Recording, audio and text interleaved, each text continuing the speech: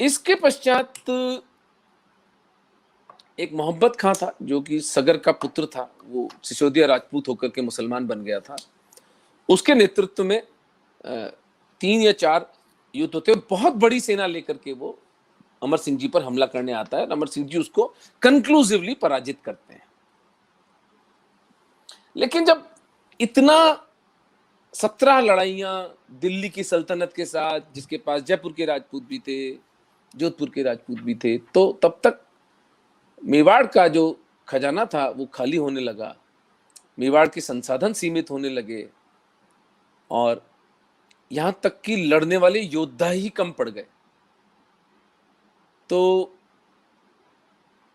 एक अमर सिंह जी का जो एक कंट्रीब्यूशन जो बहुत उपेक्षित माना जाता है, जिसको बताया नहीं जाता है, वो था कि वो सबसे पहले तोप बनाने की फैक्ट्रियां मेवाड़ में उन्होंने लगाई।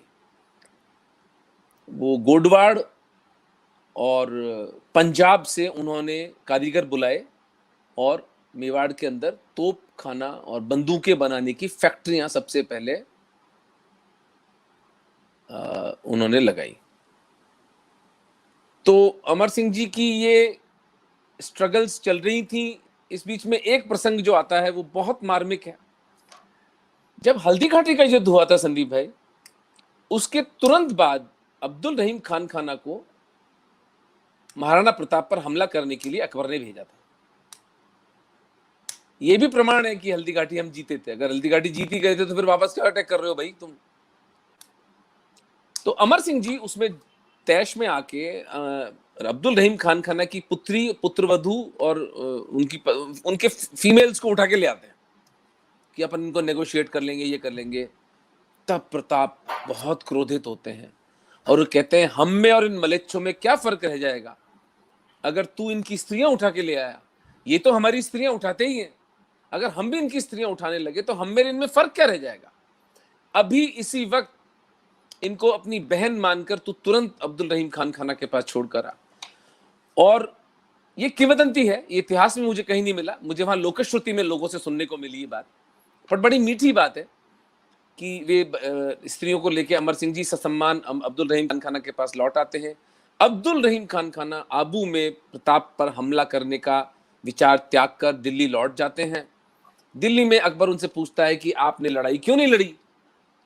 तो अब्दुल रहीम खान खाना का उत्तर सुनने लायक है, जहां पना इंसानों से लड़ा जाता है, फरिश्तों से लड़ा नहीं जा सकता।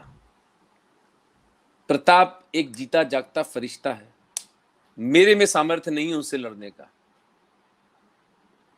तो ये संबंध था अब्दुल रहीम खान खाना का मेवाड़ घराने के साथ में। और एक बहुत लो टाइम 1613 के आसपास, जब बिल्कुल मेवाड़ डिफेंस बहुत वीक हो गया था, सारी सेना खत्म हो गई थी, उदयपुर चला जाता है, कुंभलगढ़ चला गया और अमर सिंह जी अपने सैनिकों के साथ जंगलों में रह रहे थे। तब वे एक दोहा लिख के भेजते हैं अब्दुल रहीम खान खाना को, जो उस वक्त दक्षिण में लड़ाई लड़ रहे थे। देखिए, शत्रु के सेनापति को परामर्श मांगने के लिए अमर सिंह जी दोहा लिखते हैं, गौड़ कछावा राठवड़ जोखा जोख करंत, कहियो खाना खानने हम वनचर हुआ फिरंत। कि गौड़ राजपूत, कछावा जयपुर के राजपूत और जोधपुर के राठौड़ राजपूत ये ठंडी ठंडी हवाओं के झोंके खा रहे हैं, क्योंकि इन्होंने कॉम्प्रोमाइज कर लिया है। कोई जाके अब्दुल रहीम खान खाना को बताओ कि हम सिसोदिया राजपूत जानवरों की तरह जंगलों में भटक रहे हैं, तो आप उत्तर सुनिए अब्दुल रहीम खान खाना का, जो मैं समझता हूं कि हिंदुओं के चित्त में स्वर्णाक्षरों में लिखा जाना चाहिए। ये शत्रु मुसलमान जनरल लिख के भेज रहा है एक मेवाड़ के महाराणा को, धर रहसी रहसी धर्म, धरती भी रहेगी धर्म भी रहेगा, खप जाशी खुरसान। मुगलों को उस वक्त कहा, खुरासान नाम की जगह से आए थे तो इनको खुरसान भी कहा जाता था। बोले ये खुरासान सब खत्म हो जाएंगे। अमर विशंभर ऊपरा राखो नहचो राण, आपके ऊपर परमात्मा की कृपा है, आप धीरज रखिए राणा जी। ये शत्रु का जनरल लिख के भेज रहा है, धर रहसी रहसी धर्म, खप जाशी खुरसाण, अमर विशंभर ऊपरा राखो नेचो राण। इसके एक वर्ष बाद तक अमर सिंह जी फिर संघर्ष लड़ते हैं, हिम्मत जुटाते हैं, लेकिन उसके बाद शुभकरण पंवार और हरिदास झाला, ये दो सामंत अमर सिंह जी के बेटे करण सिंह जी के पास आके कहते हैं, चार चार पीढ़ियां राजपूतों की खत्म हो गई हैं। एक घर के अंदर जहां जन्म की खुशियां मनाई जा रही होती है, वहां 13वां भी मनाया जा रहा होता है बाप का।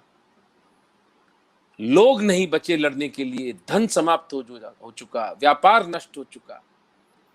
अब सिवाय संधि के मेवाड़ के पास और कोई विकल्प नहीं, और अगर संधि की शर्तें सम्मानजनक नहीं हुई तो हम मरने के लिए तैयार हैं, हम साका करने को तैयार हैं। ये कह के ये दोनों महापुरुष हरिदास झाला और शुभकरण पंवार